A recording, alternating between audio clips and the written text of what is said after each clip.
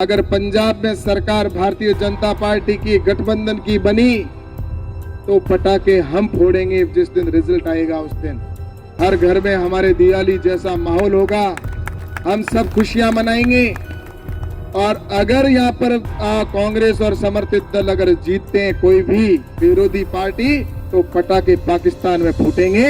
अब आपके सामने सवाल है कि आपको खुशियां हिंदुस्तान को देनी है या पाकिस्तान जो हमारा दुश्मन देश है उसको खुशियां देना चाहते हो, आपको तय करना।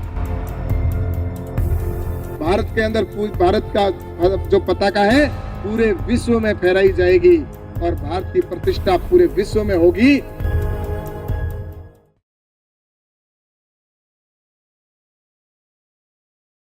हमारे जिस दिन रिजल्ट आए उस दिन हमारे हिंदुस्तान में पटाखे फूटे या ना फूटे, दीपावली जैसा माहौल यहाँ पर हो या ना हो।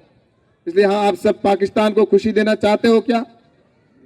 नहीं चाहते हो तो अब से संकल्प लेकर घर घर जाकर और आने वाले इस चुनाव में 20 तारीख को आप अपने कमल के फूल पर वोट दिलाकर आप सब जीता कर भेजें।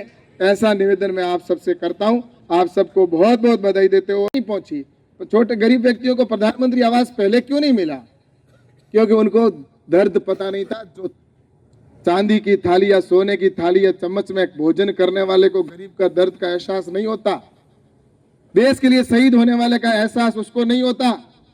जो बॉर्डर पर जिसका बेटा या लाल जाता उसको पता है कि क्या दर्द होता है इस बात का, कि जिसका लाल जाता उसी को पता होता है। इसलिए मैं आपसे कहना चाहता हूं कि आज से पहले, आज हमारी देश की सीमाएं सुरक्षित है। पहले हमारे देश के बॉर्डर के ऊपर क्या स्थिति थी? अगर कोई सामने से पाकिस्तान की तरफ से कोई हमला होता था या कोई गोली चलती थी, कोई आतंकवादी हमला करता था, तो सिर्फ यहां से यही होता था कि उसकी हम कार्रवाई करेंगे। पाकिस्तान से पूछा जाता था, पाकिस्तान घुर्राते हुए जवाब देता था। क्या जवाब देता था? कि हम जांच करवा रहे हैं। और अंत में कुछ भी जांच का निकले अर्थ, उससे पहले रिजल्ट आए उससे पहले दूसरा हमला करके चले जाते और पहले को भूल जाते और दूसरे पर चर्चा शुरू हो जाती थी। ये हिंदुस्तान के अंदर हमने बरसों तक देखा, कोई जवाब नहीं दिया जाता था। लेकिन आज अगर कोई एक हमला करता है, एक सैनिक को अगर शहीद करता है, तो उसकी जगह पर 10 सर लाने का मादा रखते हैं, वो भी अंदर घुसकर लाने का मादा रखते हैं, पाकिस्तान की सीमा के अंदर जाकर। आज भी वही है। लेकिन आज सैनिकों का सीना गर्व से चौड़ा हो चुका है। उनको पता है कि देश के प्रधानमंत्री नरेंद्र मोदी जी हमारे साथ खड़े हैं। जब दीपावली के दिन वो उनके साथ में सेना, अगर सैनिकों के साथ में कोई प्रधानमंत्री रात बिताता है या उनके साथ दीपावली मनाता है, तब देश के सैनिक को लगता है कि हमारे प्रधानमंत्री जी हमारे साथ खड़े हैं। पहले कोई गोली भी चलाते थे तो उनको दिल्ली से परमिशन लेनी पड़ती थी।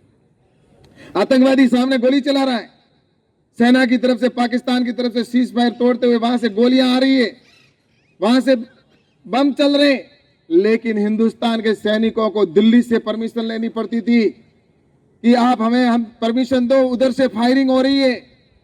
वो गोली का उसका जब तक वो वहां से परमिशन देते तब तक तो हमारे 2-4 सैनिक शहीद हो जाया करते थे। भाई साहब, सही कह रहा हूं गलत कहता हूं? और उसके बावजूद भी अगर उनको परमिशन मिलती तो भी गोलियों का हिसाब पूछा जाता था। एक एक गोली का हिसाब पूछा जाता है, कितनी गोली किधर से चली, क्यों चलाई, कैसी आवश्यकता पड़ी, और उसके टोपियां जमा कराओ पूरी। ये हालात है इस देश के अंदर। और देश के सैनिक मुझे ये चीज कहते हैं, तब मैं ये चीज सारी कह रहा हूं कि हमारे ये हालात थे। लेकिन अब आपको पता है देश के सैनिकों को छूट दे रखी है। अगर दुश्मन देश की तरफ से कोई भी अगर एक गोली आए तो दिल्ली से परमिशन की जरूरत नहीं है।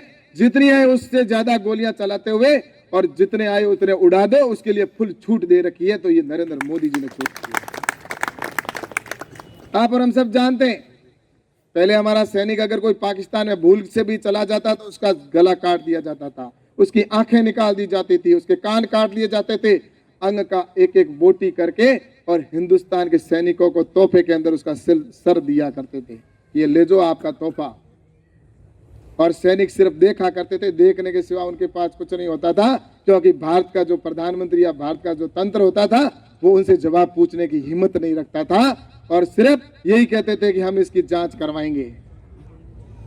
लेकिन अभी आपने देखा होगा, हमारा अभिनंदन जब पाकिस्तान की सीमा में विमान क्रैश होता है और वहां जाकर गिर जाते हैं, और जब वहां जाकर गिरते हैं ना, तब वो भारत माता की जय और वंदे मातरम के नारे लगाते तो सामने से कोई आवाज नहीं आती है। तब वो समझ जाते हैं कि शायद मैं पाकिस्तान की सीमा में हूं, और ये समझकर अपने पास जो सबूत होते हैं उनको जाकर पानी के अंदर तालाब में गिराने का और नष्ट करने का काम करते हैं। तभी पाकिस्तान के सैनिक पहुंच जाते हैं और पाकिस्तान के सैनिक आकर उनको घेरते हैं और उस समय पकड़कर जब लेके जाते हैं, पूरे देश में शोक की लहर छा जाती है कि क्या अब हमारा अभिनंदन वापस आएगा। मीडिया के अंदर भी एक ही चर्चा, इस बात का प्रत्येक व्यक्ति को दर्द था, हर व्यक्ति चिंतित था। और ऐसे समय में प्रधानमंत्री नरेंद्र मोदी जी आए और मीडिया के अंदर कहा और ललकारते हुए कहा, ऐसे ही नहीं कहा जैसे पहले प्रधानमंत्री मिमियाते हुए बोलते थे, ललकारते हुए कहा कि सुन ले पाकिस्तान, अगर मेरे अभिनंदन को 24 घंटे में वापस नहीं सौंपा तो पाकिस्तान को नक्शे से गायब कर दूंगा। और झक मराकर 24 घंटे के अंदर अभिनंदन को सम्मान पूर्वक भारत को सौंपना पड़ा। ये हिंदुस्तान अब हमारा है। इस हिंदुस्तान को हम, भारत माता की इस हिंदुस्तान को हम आगे देखना चाहते हैं, बढ़ता हुआ। भारत के प्रत्येक नागरिक को अगर गर्व से ऊंचा होना देखना चाहते हैं तो एक ही पार्टी है, और वो है राष्ट्रवादी विचारधारा की पार्टी भारतीय जनता पार्टी। और हमारा जो एनडीए का गठबंधन है, उनकी एक ही सोच है कि हमारा देश आगे बढ़ना चाहिए, और उसके लिए सबसे पहले आवश्यकता है पंजाब की, क्योंकि पंजाब आज जिस पाकिस्तान के बॉर्डर पर है, राजस्थान पाकिस्तान के बॉर्डर पर है, ऐसे राष्ट्रों के अंदर जो पाकिस्तान की सीमा पर है, वहां पर राष्ट्रवादी विचारधारा के सरकार होना बहुत जरूरी है। आज आपने देखा होगा, मैं भी बॉर्डर से आता हूं, मेरी कॉन्स्टिट्यूंसी है बाड़मेर जैसलमेर, पाकिस्तान की सीमा पर हमने भी युद्धों को झेला है, 71 का युद्ध और 65 का युद्ध झेला है, आपने भी यहां पर झेला है उस समय के लोगों ने। और उससे पहले इस देश की आजादी दिलाने के लिए उन्होंने क्या ऐसा सोचा था, इस देश के अंदर ऐसा नेतृत्व आएगा भविष्य में। इस देश की आजादी के लिए जिन्होंने बलिदान दिया था, इस देश की आजादी ऐसे ही नहीं मिली है कि आसानी से आजादी मिल गई। इस देश की आजादी के लिए अपन सुभाष चंद्र बोस, भगत सिंह, सुखदेव, राजगुरु, अशफाक उल्लाह खान जैसे लोगों के हम नाम जानते हैं, लेकिन इस देश की आजादी के लिए ऐसे अनगिनत नाम है। 6,32,000 से अधिक देश के नागरिकों ने जान दी, तब जाकर भारत आजाद हुआ। ऐसे ही खैरात में आजादी नहीं मिली है। और ये चंद लोग जिस तरह से इस देश को लूटने का काम किया, भारत माता के टुकड़े करने का काम करने वाले लोगों को अब वो समय आ चुका है, अब ऐसा एक नेतृत्व आ चुका है नरेंद्र मोदी जी के नेतृत्व में कि भारत विश्व गुरु बने। और निश्चित रूप से हम सब अपनी आंखों से देखेंगे, भारत के अंदर भारत का जो पताका है पूरे विश्व में फहराई जाएगी और भारत की प्रतिष्ठा पूरे विश्व में होगी। तो इसलिए मैं आपसे निवेदन करता हूं कि इस भारत की प्रतिष्ठा तो निश्चित रूप से होगी, इसमें कोई दो राय नहीं है, लेकिन उसमें पंजाब के जो शेर हैं, जो पंजाब के आप यहाँ पर इतने लोग बैठे हो, उन शेरों के मन में ये मलाल ना रह जाए भविष्य में कि जिस समय देश के अंदर ऐसा नेतृत्व था उस समय हमारा कितना योगदान रहा। इसलिए आप सबसे आग्रह करता हूं कि ये 20 तारीख का ज्यादा समय नहीं है, अब तो 2020 वाला मैच है। 20 दिन का समय और 20 दिन में आप सबसे निवेदन करने और आपसे हाथ जोड़कर विनती करने के लिए हम सब आए यहाँ पर कि आप 20 तारीख तक हमारे प्रत्याशी को यहाँ पर भी नहीं, पंजाब के जिस भी प्रदेश, जिस भी जिले के अंदर आपके रिश्तेदार मिलने वाले जो भी है उनको कहिए इस बार का चुनाव निश्चित रूप से हमें जीतना है, क्योंकि नजर सिर्फ पंजाब की नहीं है, इस चुनाव के ऊपर नजर है तो पूरे हिंदुस्तान की नजर है। और सारा हिंदुस्तान चाहता कि पंजाब में भाजपा की सरकार बने, और वो इसलिए चाहते हैं, और करना आपको है, क्या फैसला करना है। अगर यहाँ पर प्रत्याशी हमारे जीतेंगे, अगर पंजाब में सरकार भारतीय जनता पार्टी की गठबंधन की बनी, तो पटाखे हम फोड़ेंगे। जिस दिन रिजल्ट आएगा उस दिन हर घर में हमारे दिवाली जैसा माहौल होगा, हम सब खुशियां मनाएंगे। और अगर यहाँ पर कांग्रेस और समर्थित दल अगर जीतते हैं कोई भी विरोधी पार्टी, तो पटाखे पाकिस्तान में फूटेंगे।